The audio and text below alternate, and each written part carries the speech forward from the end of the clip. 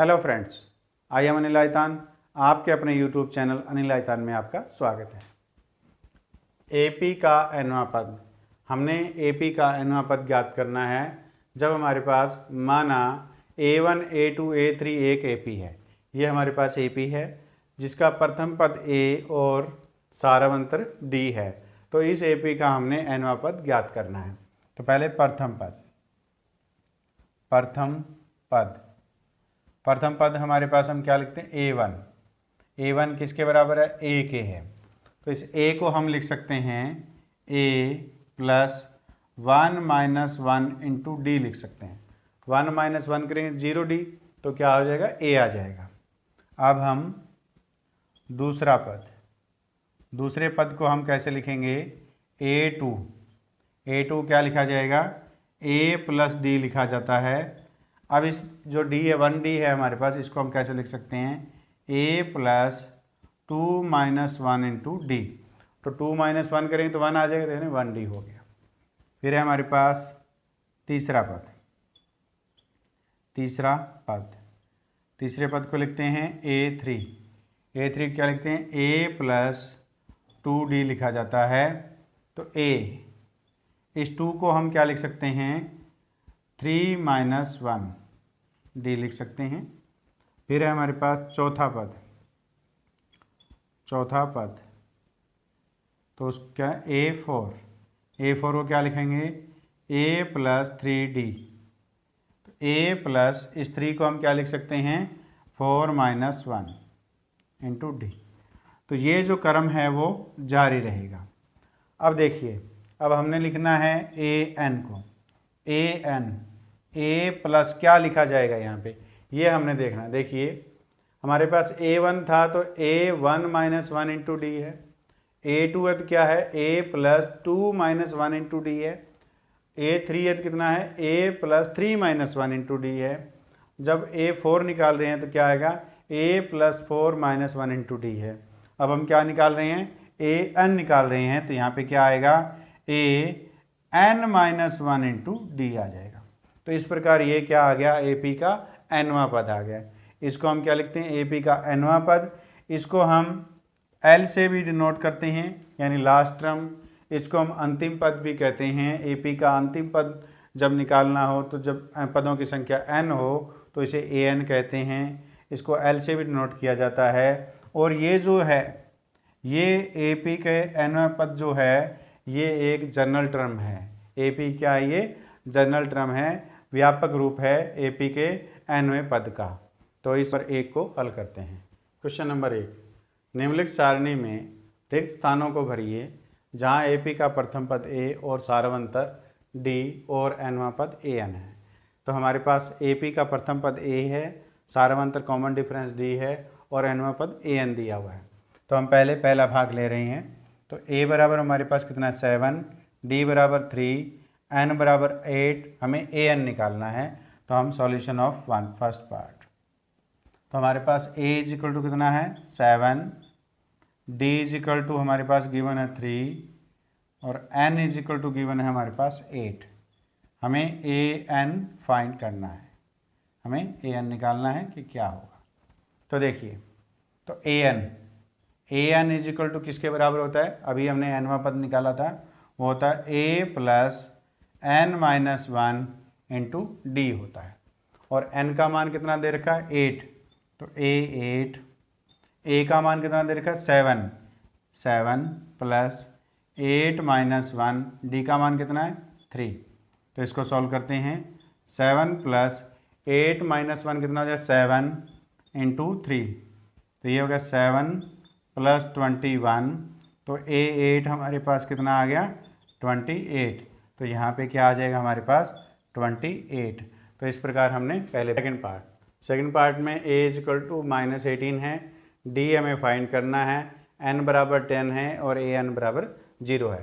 तो A बराबर कितना है हमारे पास? माइनस 18 और D बराबर हमारे पास कितना है? ये हमें फाइंड करना है। और N बराबर हमारे पास 10 दे रखा है और AN की वैल्यू कितनी है? 0 है। तो ऐसे जब क्वेश्चनों को हल करते हैं, जब AN दिया हो तो AN का जो फॉर्मूला है उसको लिख लीजिए और उसके बाद जो दिए गए मान है वो रख दीजिए, और जो हमें जो नहीं दिया हुआ वो वैल्यू हम निकाल सकते हैं। तो सबसे पहले ए एन को लिखना है। ए एन को हम कैसे लिखते हैं, a plus n minus one into D. तो इस प्रकार हमारे पास कितने, एक वैल्यू ये 1, एक वैल्यू यहाँ पे 2, एक ये 3, ये 4, ये 4 अलग अलग टाइप्स की वैल्यू हैं। इनमें से हमें 3 वैल्यूज़ गिवन होगी और फोर्थ निकालनी है, वो कोई सी भी हो सकती है। इसमें वो मान भर दीजिए, वो फोर्थ ऑटोमेटिकली सॉल्व करने पर आ जाएगी। तो ए एन बराबर हमारे पास कितना दे रखा है, 0।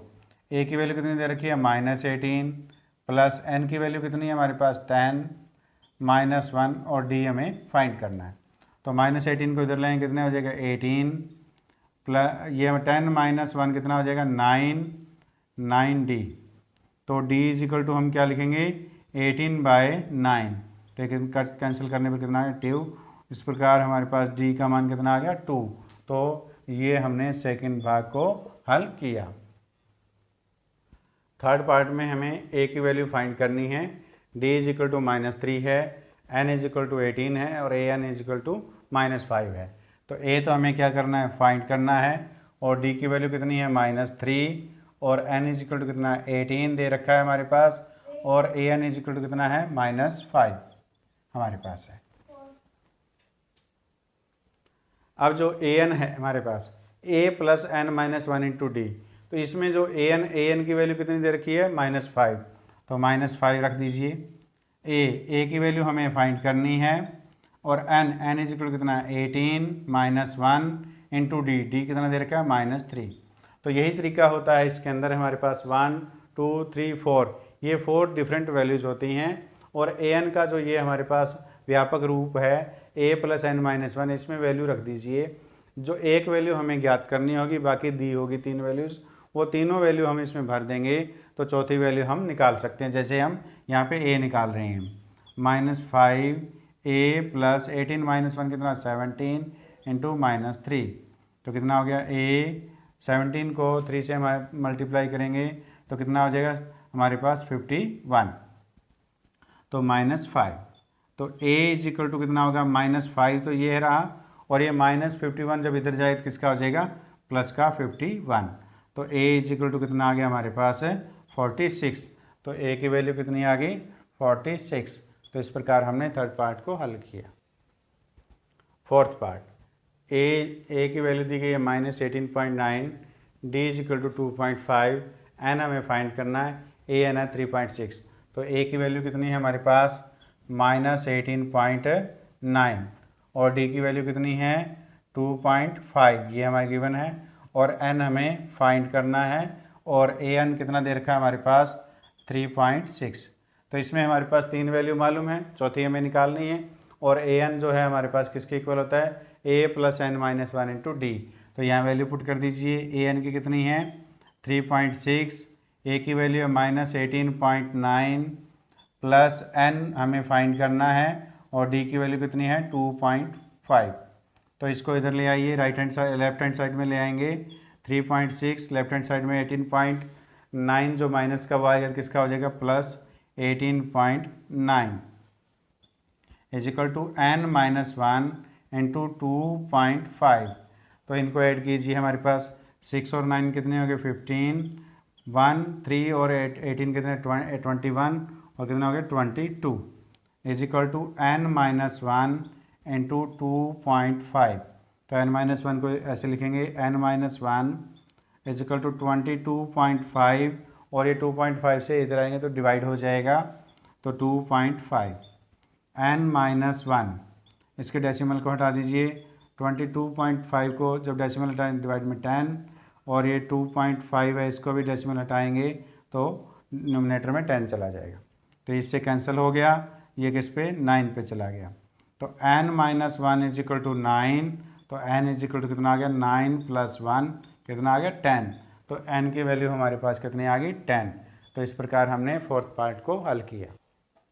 क्वेश्चन नंबर 1 का fifth part, a is equal to 3.5 है, d इज इक्वल टू 0 है, n इज इक्वल टू 105 है, और a n फाइंड करना है। तो a की वैल्यू कितनी है 3.5, और d की वैल्यू 0, और n इज इक्वल टू है 105, और a n हमें फाइंड करना है। तो ए एन का फॉर्मूला क्या होता है, a n is equal to होता है a plus n minus one into D. तो ए एन हमें फाइंड करना है, तो a n is equal to a कितना है 3.5 प्लस एन, एन की वैल्यू कितनी है 105 माइनस 1, डी की वैल्यू कितनी है 0। ए एन 3.5, जब इसके मल्टीप्लाई 0 से होगी तो क्या हो जाएगा +0। तो इस प्रकार ए एन हमारे पास कितना आ गया 3.5। तो हमने क्वेश्चन नंबर 1 के पांचों भागों को हल किया। क्वेश्चन नंबर 2, निम्नलिखित में सही उत्तर चुनिए और उनका औचित्य दीजिए। तो 2 के फर्स्ट पार्ट में ए पी दी गई है हमारे पास 10, 7, 4 एंड सो ऑन, और हमें इसका क्या निकालना है, 30वां पद निकालना है। तो यदि हम मान लें कि ए पी का प्रथम पद ए है, ए बराबर हमारे पास कितना हो गया 10, और सारवंतर हम डी मान लें तो डी इज इक्वल टू कितना हो जाएगा 7 माइनस 10 इज इक्वल टू -3, और 30वां पद निकालना है। तो ये किसके बराबर है, एन बराबर हमारे पास क्या है 30 यानी 30 है। और a n is equal to कितना होता है a plus n minus 1 into d होता है। यहाँ पे वैल्यू रख दीजिए, ए एन हमारे पास निकालना है, तो यानी एन की वैल्यू कितनी है 30, तो ए 30 और ए की वैल्यू कितनी है 10, यहाँ पुट कर देते हैं हम, प्लस एन, हमें एन पद तो निकालना है हमारे को 30, एन बराबर हमारे पास कितना है 30 यानी 30 माइनस 1, और डी की वैल्यू कितनी है हमारे पास है -3, यहाँ पुट कर देते हैं। इसको सॉल्व करते हैं, 10 प्लस 30 माइनस 1 कितना हो गया 29 इंटू हमारे पास -3, तो 29 की -3 से मल्टीप्लाई करेंगे तो कितना हो जाएगा हमारे पास -87। तो A30 हमारे पास कितना आ गया 77, किसका माइनस का। तो कौन सा ऑप्शन हमारे पास सही है, इसका सी ऑप्शन जो है वो सही है। तो आइए अब हम इसका दूसरा भाग हल करते हैं। सेकंड पार्ट में ए पी क्या दी गई है -3 -1.2 2 एंड सो ऑन। इसका हमें 11वां पद निकालना है। तो अगर प्रथम पद ए माने तो ए इज इक्वल टू हमारे पास कितना आ गया -3, और डी इज इक्वल टू क्या होता है A2 माइनस A1। A2 कितना है हमारे पास -1/2 माइनस A1 यानी A -3। तो इसको सॉल्व करेंगे हमारे पास -1/2 + 3, तो ये कि 2 एलसीएम लेंगे हमारे पास, तो 2 एलसीएम आ गया तो कितना -1 + 6 तो इज इक्वल टू 5/2। तो ये क्या आ गई डी की वैल्यू आ गई। तो हमें 11वां पद निकालना है, तो n बराबर हमारे पास कितना है n इज इक्वल टू 11 है। और an का फार्मूला क्या होता है a plus n minus 1 into D. इस फॉर्मूले का प्रयोग करके हम 11वां पद निकाल सकते हैं। तो n की वैल्यू 11 पुट कर दीजिए यहाँ पे, और a की वैल्यू कितनी है -3, n की वैल्यू कितनी 11 माइनस 1, और d की वैल्यू कितनी है 5/2। इसको हम सॉल्व करेंगे, -3 + 10 इंटू 5/2, ये 5 से कैंसिल हो गया, तो ये कितना आएगा A11 इज इक्वल टू कितना आएगा -3 + 5 इंटू 5 कितना 25। तो -3 + 25 कितना हो जाएगा 22। तो A11 जो है वो कितना आ गया 22। तो इसमें कौन सा ऑप्शन सही है, बी ऑप्शन सही है। तो इस प्रकार हमने क्वेश्चन नंबर 2 को हल किया।